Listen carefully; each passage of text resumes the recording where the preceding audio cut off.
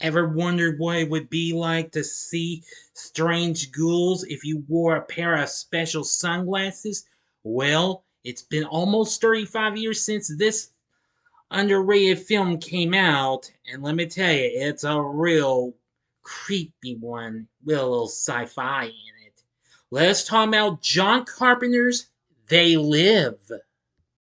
Big D's Entertainment Rankings and Reviews.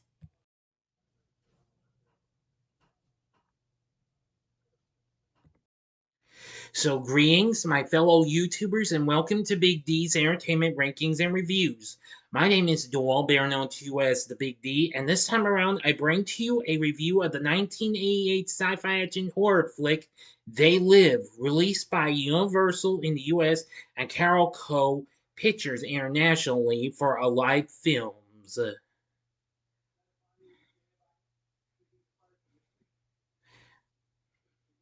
Directed by and written by John Carpenter, based on the 1963 short story 8 O'Clock in the Morning by Reed Nelson. Film stars Roddy Piper, as in the late great Roddy Piper, along with Keith David and Meg Foster. It follows an unnamed drifter who discovers through special sunglasses that the ruling class are aliens, concealing their appearance and manipulating people to consume, breed, and conform to the status quo via subliminal messages in mass media. This film became a minor success when it was released on November 4th, 1988. So I'm just a month early for its anniversary, so I thought I'd just go ahead and do this early. Anyway, having acquired the film rights to this prior to the production of the film, Carpenter used the story as the basis for the screenplay structure, which he wrote under the pseudonym Frank Armitage, and stated that the themes of the film stemmed from his dissatisfaction with the economic policies of then President Ronald Reagan, as well as what Carpenter saw as increasing commercialization in both popular culture and politics. Anyway, this is really, really something. Let's get into the story. A homeless drifter credited as Nada comes to Los Angeles in search of a job. While out on the street, he sees a street preacher warning that they have recruited the rich and powerful to control humanity.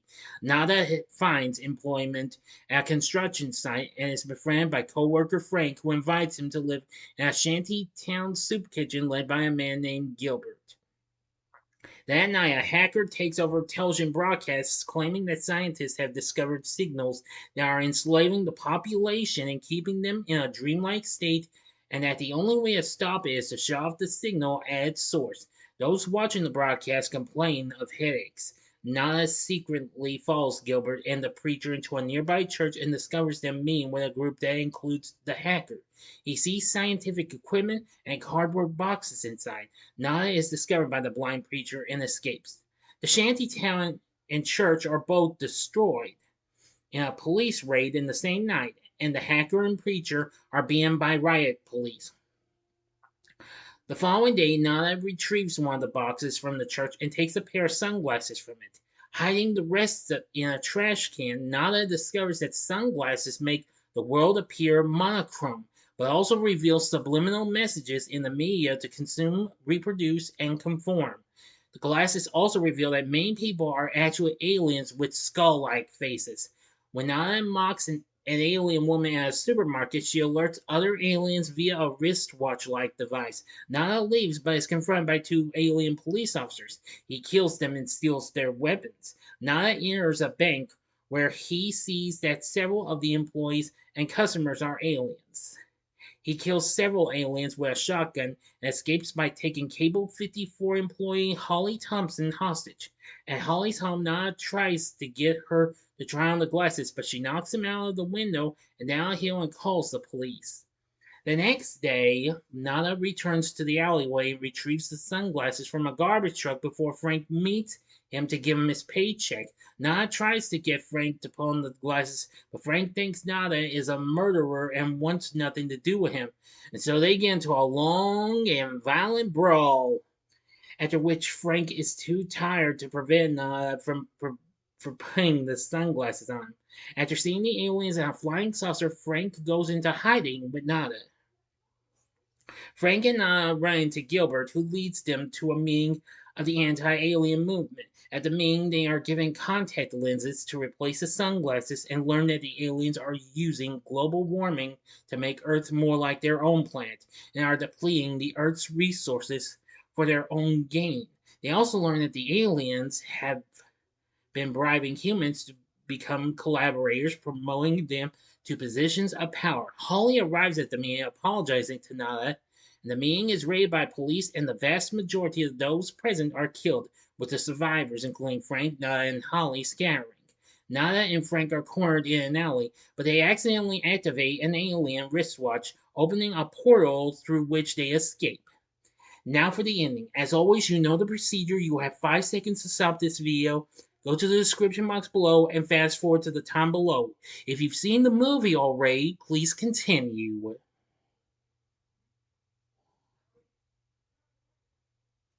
Okay, you've been warned. The portal takes them to the alien spaceport where they discover a meeting of aliens and human collaborators celebrating the elimination of the terrorist.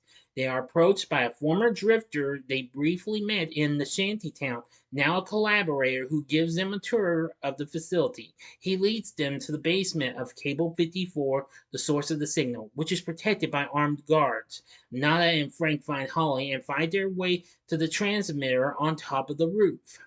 But Holly kills Frank, revealing that Holly, too, is a human collaborator.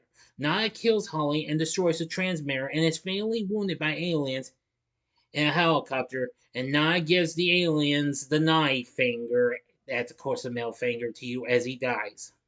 With the transmitter destroyed, humans all over the world are free from their dreamlike state and discover the aliens hiding amongst them. End of story. So, what did I think of They Live? Well, like I said in my previous reviews for The Prince of Darkness and In the Mouth of Madness, I've only seen this film twice, but after rewatching it, I actually will say it's actually pretty good and what have you. I don't care what anybody said that, but that was a long time ago. Anyway, the film made 13 million in North America, was a minor success, though it got heavily dissed though by critics, lambasting its social commentary, writing, and acting. But however, it has gained a cult following and experienced a significantly more favorable critical reception, and is now regarded by one as one of Carpenter's best films. Well, I kind of in a way do agree. While Halloween is still my absolute favorite of his films, this will probably be up there with Halloween and Escape from New York, which definitely need to review that. I'll get to it, I promise, for realsies. Or, oh, I don't know. Oh, there's a few others I can mention. But anyway, I will say the story isn't too bad. John Carpenter reteams with Alan Howard once again, who he's certainly no stranger with to composing the score with.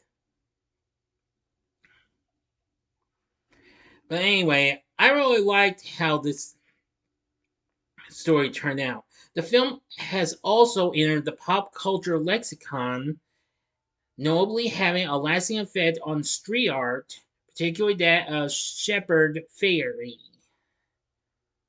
Now, I really thought this was really something and what have you. Now, actually, they were, now of course, the film was released on November 4th, 1988, though it was supposed to come out 2 weeks earlier, but they had to push it back to avoid direct competition with Halloween for the Return of Michael Myers, which, of course, I am re-reviewing on that particular day later on this month. Now, from its early reviews, the Chicago Reader wrote Carpenter's wit and storytelling craft make this fun and watchable, although the script takes a number of unfortunate shortcuts and the possibilities inherent in the movie's central concept are explored only cursorily. The Boston Globe said once Carpenter delivers his throwback to the 50s visuals, complete with plump little B-movie flying saucers, and make his point that the rich are fascist fiends. The film starts running low on imagination and inventiveness, but felt that as sci-fi horror comedy, the film with its wake-up call to the world is in class with The Terminator and RoboCop, even though its hero doesn't sport bionic biceps. New York Times said since Mr. Carpenter seems to be trying to make a real point here, the flatness of the film is doubly disappointing. So is its crazy inconsistency since the film stops trying to abide even by its own game plan after a while. The Washington Post said it's just John Carpenter as usual trying to dig deep with a toy shovel. The plot for this is full of black holes. The acting is wretched. The effects are second rate. In fact, the whole thing is so preposterous it makes V look like Masterpiece Theater. And the Globe and Mail said the movie never gets beyond the pop Orwell premise. The social commentary wipes clean with a drought towelette. It's not intrusive and not pedantic, just lighter than air. But however, as of now, Rotten Tomatoes has it certified fresh with an 85% rating, and say it's a politically subversive blend of horror and sci-fi. This film is an underrated genre film for Carpenter. I couldn't have said it better myself. I agree, it's really good. And let's see. Entertainment Weekly ranked this film at number 18 on their Cult 25, the essential left field movie hit since '83 list in 2008. Rotten Tomatoes even ranked the fight scene between Nada and Frank 7th on their list of the 20 greatest fight scenes ever. Now, the fight scene influenced the film The Wrestler, whose director Darren Aronofsky interpreted the scene as a spoof. It was even parodied in an episode of South Park, and just about lots of other things has gone through in Legacy. The film was released on video cassette and DVD at times. It was released on Blu-ray first by Studio Canal, and then Shout Factory released it in November of the same year. Universal released the film in a 4-movie Midnight Marathon pack of Aliens, along with The Thing, Village of the Damned, both of which also from Carpenter, and Virus. In 2021, Shout Factory re-released this on 4K, but this time on 4K Ultra HD Blu-ray. So, that's pretty good. Anyway, the film has been streamed on several other streaming services like Peacock and Tubi. Of course, I watched it the first time, I believe, on Tubi, and then the second time just now on Peacock. So, it's not too bad. Again, I thought the story wasn't too bad, but the score was really good. And as for the cast, I liked Roddy Piper playing Nada. He was really good. Keith David was good as Frank, and Meg Foster as Holly. I actually soon realized that's the gal who would later go on to appear in the second Stepfather film, which if I remember correctly, came out the following year. Let's see, and Raymond St. Jacques played the street preacher. Not too bad. And there's many others and what have you. And you probably can't see him well. I thought the voice sounded familiar. The construction foreman was Norman Alden, who, of course, most people would know him from appearing on sitcoms and shows, and, of course, also the original voice of Aquaman from Hanna-Barbera's Super Friends franchise. And also, he played Frank on Sid and Marty Krofft's Electra Woman and Diana Girl as well. So anyway, most of the cast is okay. So with everything I've said about this film, They Live, I thought it wasn't too bad. But would I recommend it? The answer is, I'd say hell yeah, go for it. This is one of the most underrated films John Carpenter has given to us. I think this is really good, and I think you'll really like it if you give it a try. So go for it. Check out They Live if you haven't. If you've seen this film, good. What did you think of They Live? Let me know in the comment section below. If you like the video, click the like button, subscribe, and be a part of the Big D Nation. Join me next time when I bring to you another John Carpenter review, and it'll be one that I'm long overdue to review, The Fog. Now, also a quick announcement, slight change of plans for my weekend. I am going to be sending the Texas Chainsaw Massacre: The Next Generation to sometime after I do the in between the evil and buys, or in between buys, and my re-review of Friday the 13th Part 2. Just stay tuned. Details to follow when I'll put it up. Okay? So next time it's The Fog. So if you like this, consider checking out these other John Carpenter films I've reviewed. In the upper left-hand corner is my review of my favorite of them all, Halloween from 1978, the classic itself, which is celebrating its 45th anniversary this year, too. In the upper right-hand corner is my review of Prince of Darkness, and the bottom left-hand corner is my review of The Thing. And the bottom right-hand corner is the button you can click to subscribe. If you like rankings and reviews on movies, TV, music, video games, etc., then I'm your guy. Thank you for watching. Until next time, I'm the Big D saying, see ya.